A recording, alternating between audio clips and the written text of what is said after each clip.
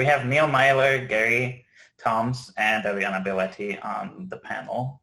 Do you guys want to say something about the workshop? Maybe Neil, you want to start? You're just unmuted. Oh, well, no, we agreed ahead of time that we were going to go alphabetically by last name. So Adriana's up first, and then I'm up, and then Gary's up, and then there'll be a chat afterwards.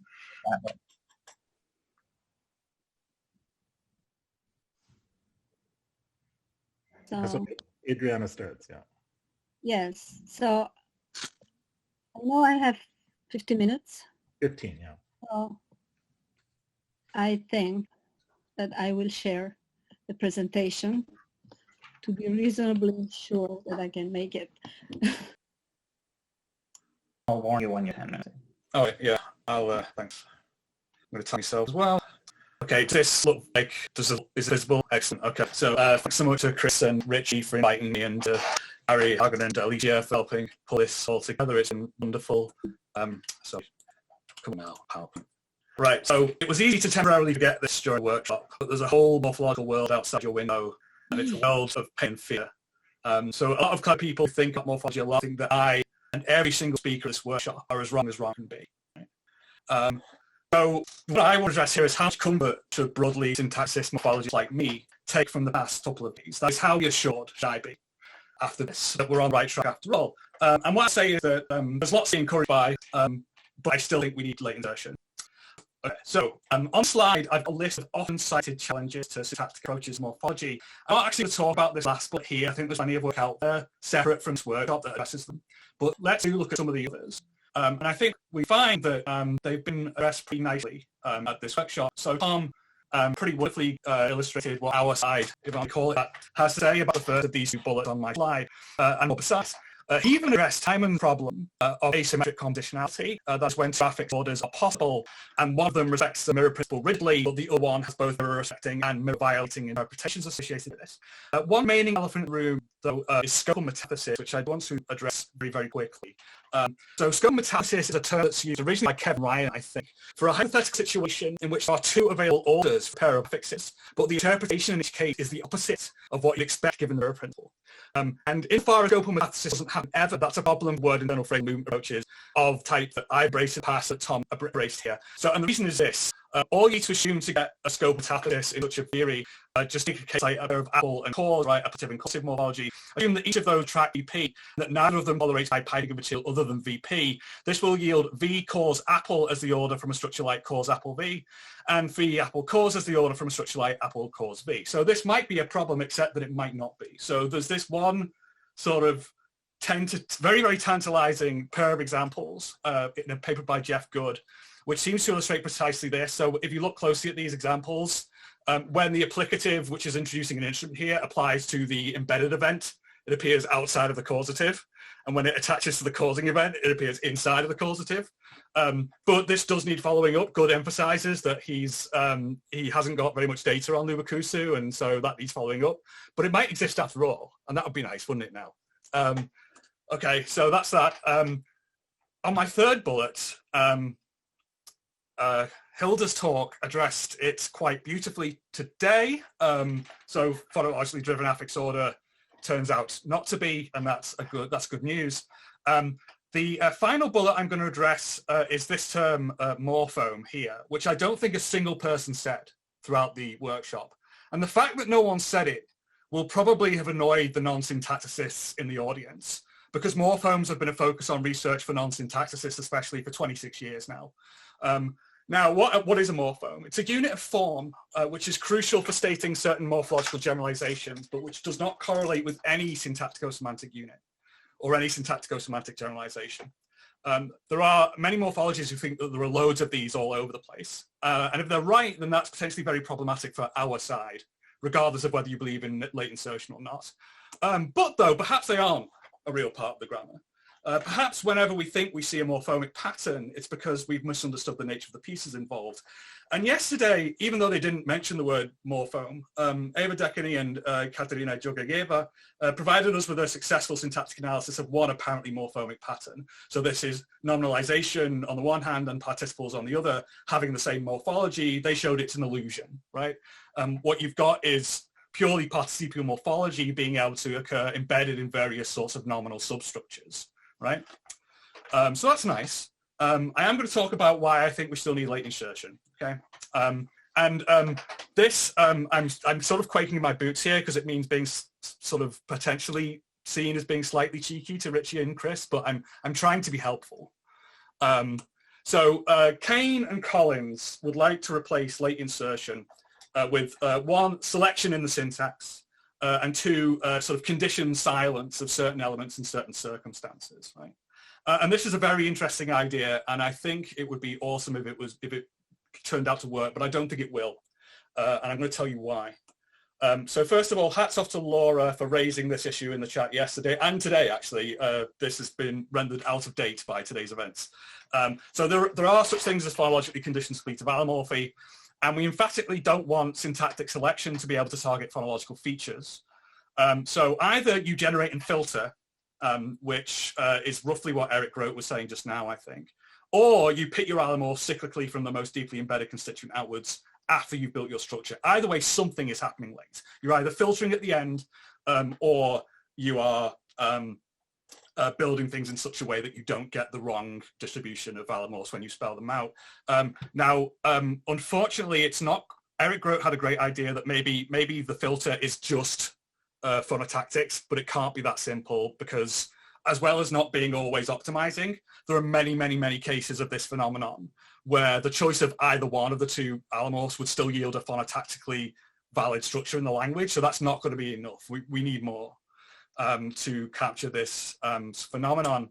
As another example, take this passage from Richie's talk yesterday, which I was a bit puzzled by.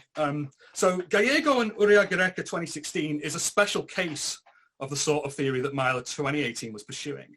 And I cited it as such, and I believe I was right to, and here's why. Ask yourself when ser gets pronounced as a star, okay?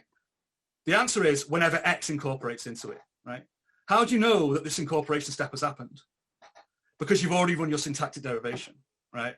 So this, at least implicitly, is a late insertion account, right? You have to have built the syntax before you can figure out how you're supposed to pronounce this thing. And again, you could do this with filters, right? You could say, oh, well, if you've done the incorporation step, but you put that together with ser, then, oh, no, you don't want to do that. But either way, you have to be doing something late, I think. I agree with Richie that what I said in 2018 is incompatible with Postman 1993. But for reasons I discuss in the online appendix to Myler 2018, I'm not bothered about that. Similar issues arise for the account of French suppletion in the verb to go. Now ask yourself, how does the know when to be silent and when to be pronounced? How does al know when to be silent and when to be pronounced? The answer is it knows because of something about the tense and aspect and person and number features elsewhere in the structure. But those features will only be combined in an appropriate structure once the syntactic structure has been built. So again, you're going to have to either make these decisions late, right, or filter out the bad results. I also do wonder about this in that I suspect there's maybe some implicit competition lurking in this analysis. So what exactly guarantees that only one out of the, al, and e ever gets spelled out?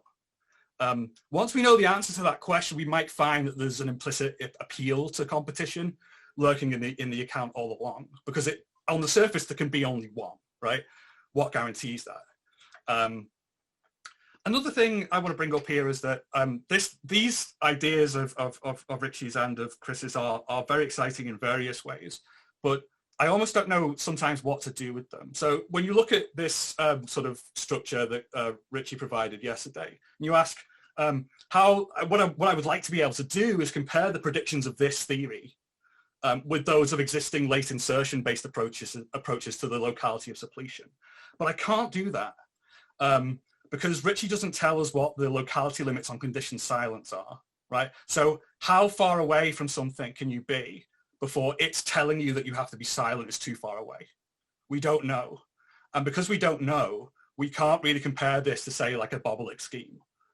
It would be exciting if we could do such a comparison, because then we could figure out what the predictions are and compare, we'll figure out who's right. But at the minute, we can't do that because we don't know enough about conditioned silence.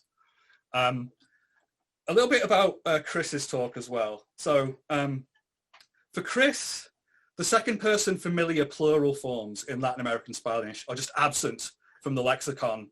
And the syncretism of second plural with third plural follows from the status of usted as an imposter. Now, I like that second part. I think that's correct. I think usted is an imposter. I'm convinced of that. But the issue I have is partly with 31A, I think. 31A means that the surface absence of second person plural in formal forms doesn't follow from the grammar itself. Now, you can disagree about how much that matters, right? In the theories that Chris is critiquing, it does follow from the grammar because there's a rule that obliterates the relevant features, and so no vocabulary item from anywhere in the language could possibly pick out that feature bundle.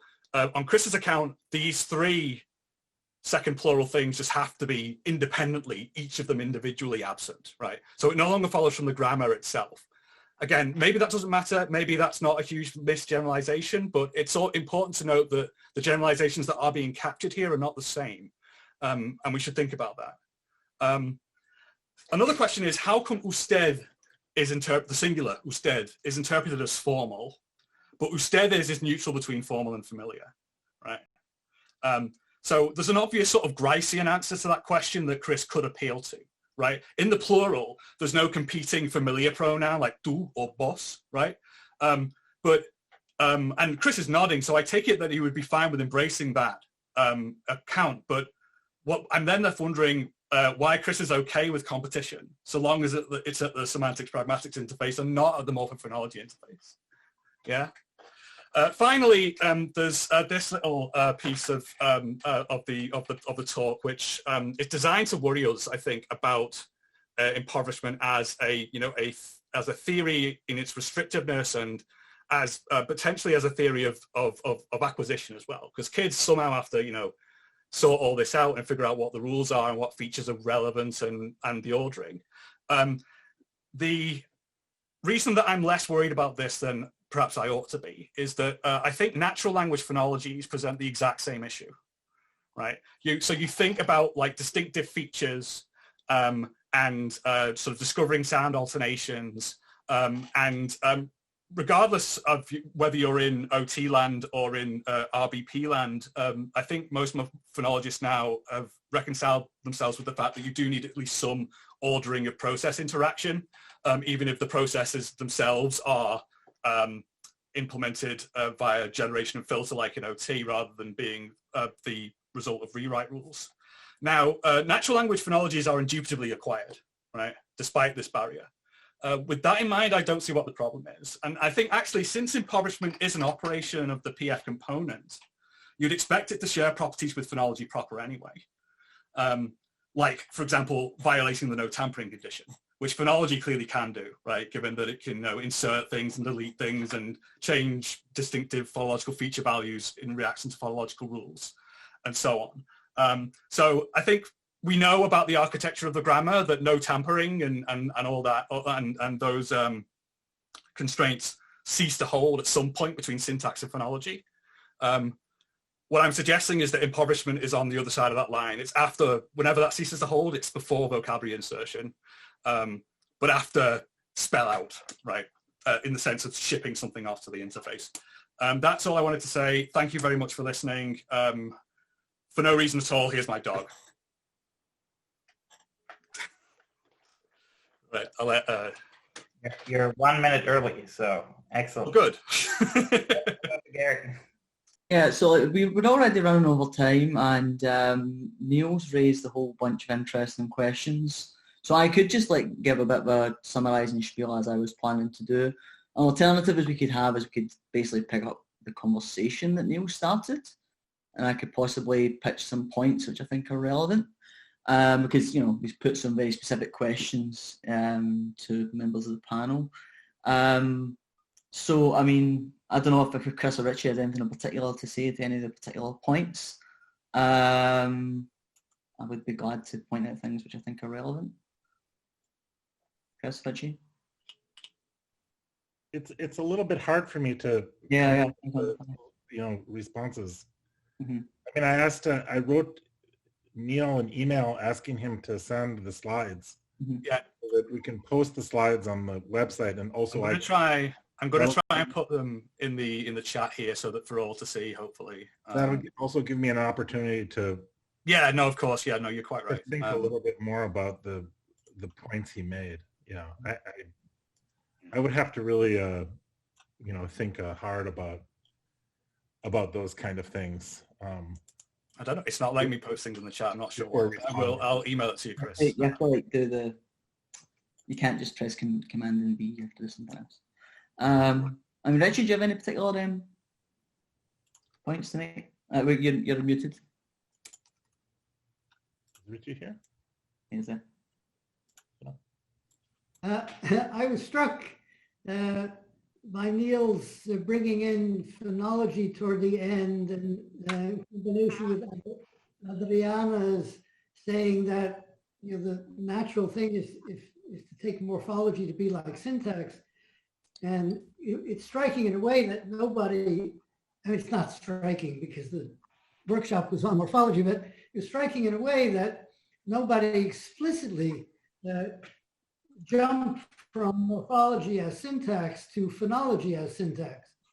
It seems to me that that's an extremely natural jump to take. Of course, it's not an original jump to take, since that kind of jump was very prominent, I mean, relatively prominent in the 1980s under the rubric of government phonology. And I've made some hyper-speculative suggestions in that direction. I think it's extremely interesting to go back to the work, not necessarily to the details, but to go back to the spirit of government phonology and to try to update it into minimalism and ask what phonology would look like if it really belonged to the language faculty in the same sense in which syntax and phonology do.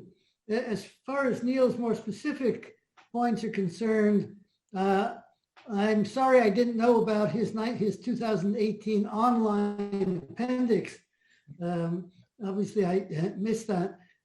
With respect to the locality of silence,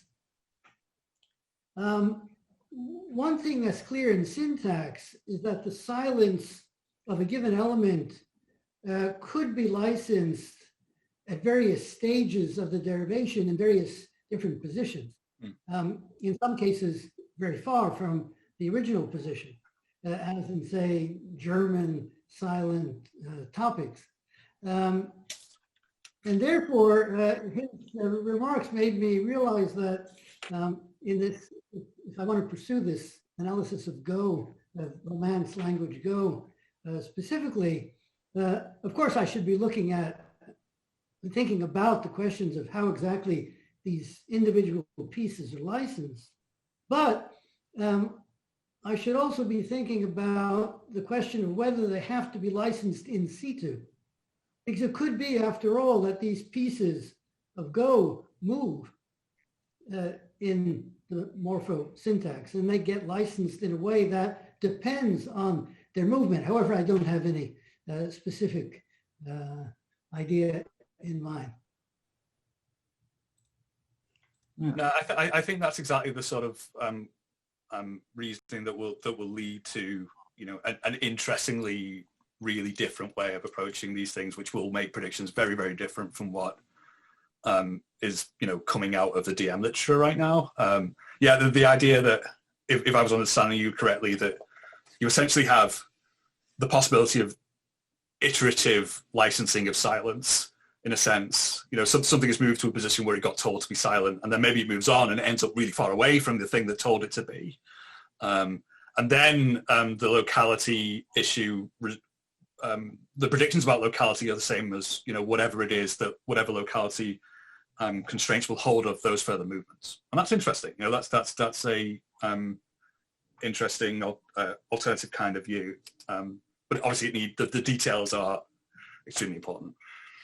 I mean, you know, in general, I don't know like how to compare particular cases, but in this paper that Richie and I are writing up, we did take a look at some cases of allomorphy and, you know, compared the two different theories. So the one theory is the late insertion plus restrictions on vocabulary, contextual restrictions on vocabulary items, and the other theory is contextual restrictions on lexical items plus empty elements. And in certain cases, it's just really clear that the DM approach makes the wrong prediction syntactically, and that's the case of the English plural. So like in a very large number of DM papers, the claim is that en and s compete with one another for insertion in a particular slot, but it's possible to show that that's just not true. So I think you really need to like take particular cases and dig into them very, very deeply, in a particular language. And it's really impossible to just take a paradigm. A lot of times, not just DM, but linguistics in general, people will present a paradigm and say, okay, here's how it goes. And you really can't do that, in this framework. I mean, you have to kind of know the whole language before understanding any case of allomorphy or syncretism. I'm not sure I have that much patience. Well, I mean, yeah, you can only do it for a few languages, and so other people can only do it for the languages they study. As for the empty elements, I mean, the hope would be that like whatever you can't like just imagine new locality restrictions. I mean, the idea is that they really have to be locality restrictions of the kind that you normally saw in syntax. So, I mean, that's the challenge. So every time you have an empty element in morphology, it should, in principle, be related to a syntactic locality condition, or you have to create a syntactic locality condition that you can show as justified. And if you can't do that, then I mean, so that's really difficult. There's no saying that that's easy, but in principle, there should be an answer to what the locality conditions are, because they're supposed to be the ones that you get from syntax. I can't. I'm just open Neil's talk now, so I'll try to look for some more points. So yeah, can I make 2 points? So one is about government phonology and the work that Jean Lowenstein has been doing on morphology, which is very close to the syntactic approaches that we are getting, that we've seen in the workshop. A second question I have is about late insertion. So I have some cases where I decided that late insertion is necessary because you couldn't find, like what Neil is saying, what the correct form is unless you have done the derivation. But I was wondering about other cases like in Korean. So maybe, I don't know if you were thinking about those cases like Neil. I mean, where what you get is you have a number of morphemes and their form is determined by whether the element that it attaches to ends in a consonant. Okay, so like the nominative is going to be E, but if it ends in a vowel, the form is going to be K. And so they don't look kind of phonologically related. And so there always, I think you have the problem. And so there's I mean, many of these forms that Korean has, that the forms just look completely unrelated phonologically. But then there's always the possibility that, the form is really EK or something like that, and you delete something in a phonology. So now we don't know which component, is going to kind of give the solution to these cases. And I think we just don't have that question settled. So you need to have both kind of what the phonology is able to do and motivate that if you have an analysis like that. And kind of be willing to, kind of try to work that out, whether that has a chance. So if it has a chance, then it could be that it is early insertion, right? So for those cases and not late insertion. So what Chris was saying is the same thing, is that, you really have to go in depth in kind of, all these individual cases and find out that, if there's a different phonological structure, is the structure of the verb different? Are there silent elements involved? So yeah, and that becomes really a question about kind of the division of labor of the different components, and especially in morphology, where things are often reduced, silenced, small, And that becomes, kind of a question of whether historical analysis actually are synchronically true or not. And so that just needs, I think, a lot of refined work. And I think Jean is actually doing this type of work quite well. Yeah, let me reiterate what Hilda said. I mean, with E and Ka, the problem with E and Ka is that, like, typically what you'll do is you'll like see it in a morphology paper, or you'll see the paradigm, and then it'll have E and Ka, and then you say, oh, okay, now, that's it. And then you like give the rules and you let the system run. But, like Hilda said, you really have to go a lot deeper to just understand E and Ka, just like you have to go very deep to understand the difference between E, N, and S for the English plurals. I mean, so we don't, like, what are the properties of E? Does E just appear here? Like, what are the properties of Ka? In Japanese, sometimes you have these deletion phenomena where you can delete the DP and leave the case marker. Does that apply to both of them? Do they ever appear in other contexts sort of slightly related to case that is not case? I mean, I think to have like an analysis of E and Ka, you'd really have to go quite deep into Korean, to kind of know that. Like, and you really don't see that in a lot of morphology papers. They just have a paradigm and say, okay, here's how this works, and now let's give the vocabulary items. And so, yeah, I mean, ultimately it may be that these cases that Laura's talking about or that Neil's talking about might really argue for late insertion, but still, shouldn't we have a null hypothesis that you really have to kind of dig into first before you take such an extreme position? Yeah, that's the idea. In that spirit, I actually wanted to ask a follow-up question about the EN versus S case, which you mentioned, Chris, in your talk. Yeah.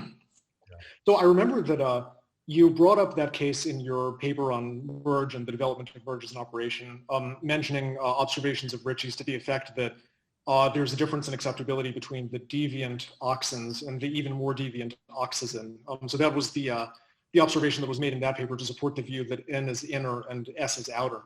Yeah. And the argument struck me as quite interesting, but it occurred to me that a skeptic who did not want to say that they occupy different positions might try to attribute that precisely to phonological properties of the two affixes. So they might say, well, N has to be immediately preceded by a stressed syllable, as in children, brethren, oxen, whereas S, of course, doesn't have that requirement, so we get alligators.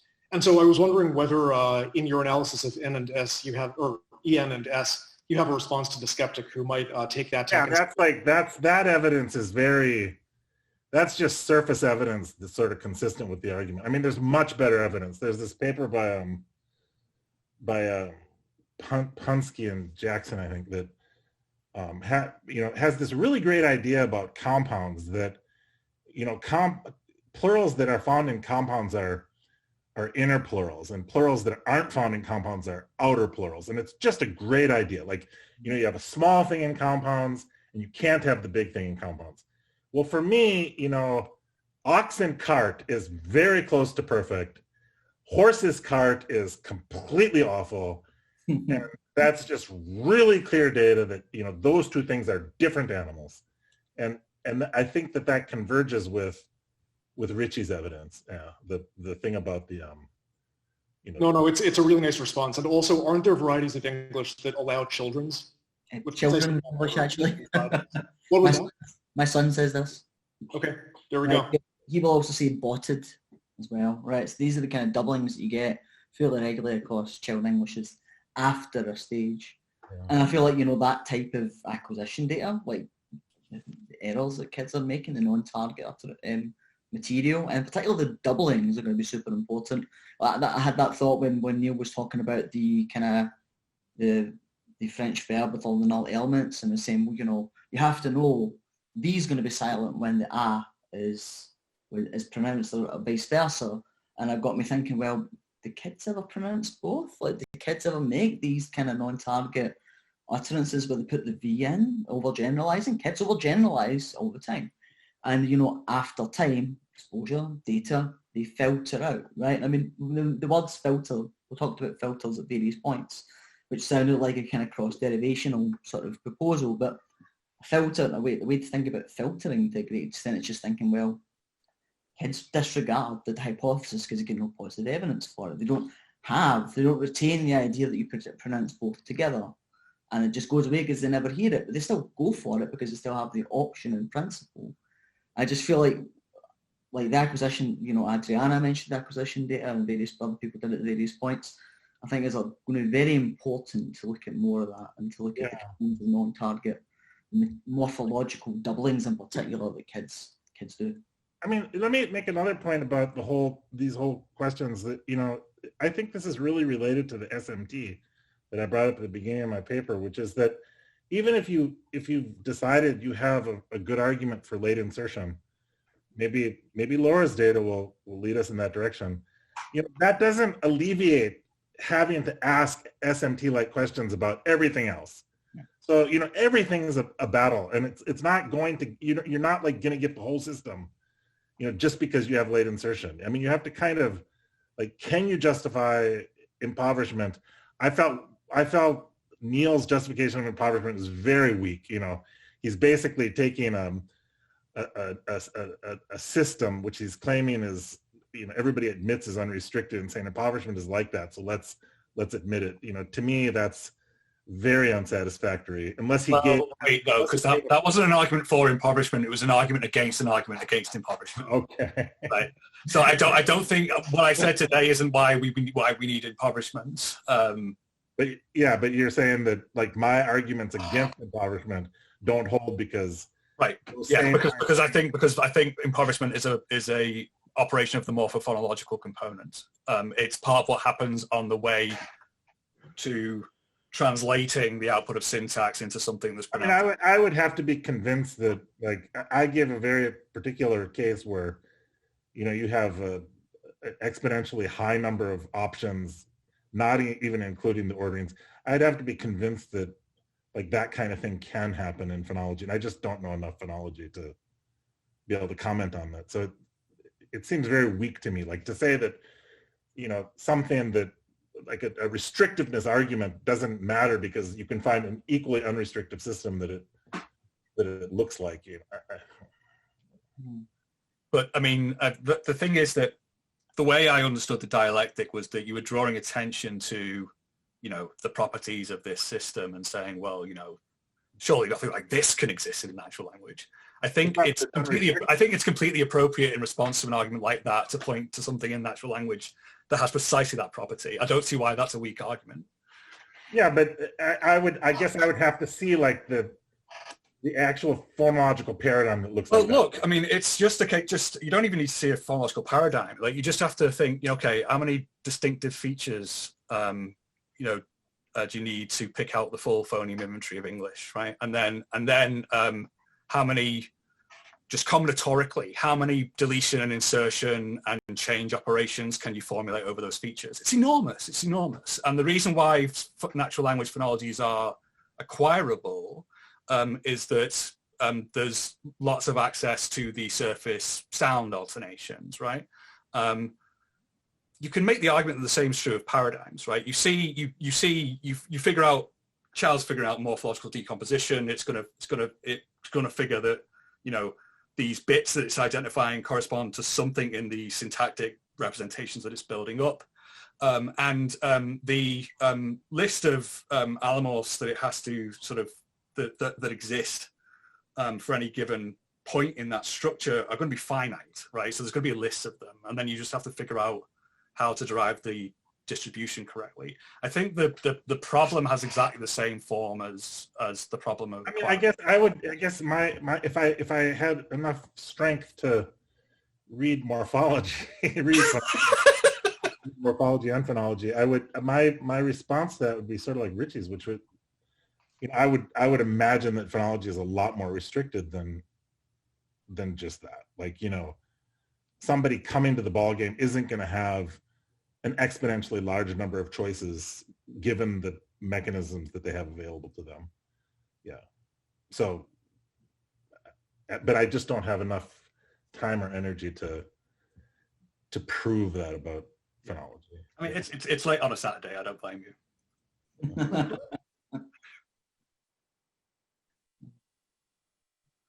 Just a small remark on the doubling, follow up. So comparative evidence between languages plays a role, and so there are actually Germanic languages, including my own, I think, that does doubling for plurals throughout the paradigms. And so it's not called like that because, we will say that kinder is not a plural, but there is a kind of selection going on, and you can actually see the two pieces co-occurring. In other cases, Breton and, the other languages that do this regularly, having multiple exponents of a plural. With difference between inner and outer plurals. Yeah, we're already probably quite a bit over time, right, Hagen? So should we draw proceedings to a close? Yeah, I think unless there are any more pressing questions. Yeah, it's really interesting. Lots of discussions that will continue in various emails and other socially distanced. There's been something popping into the chat while we've been talking that we've just been sort of ignoring. But I guess the chat will be harvested, right? And so these could be distributed to their addressees. Yeah. Cool. So, Chris, do you have any last words, or should we just? Maybe Richie does. Does Richie have anything to tie up? Well, I think we should just thank everybody who has participated. In particular, I'd like to thank all the people who had the patience to listen to my talk.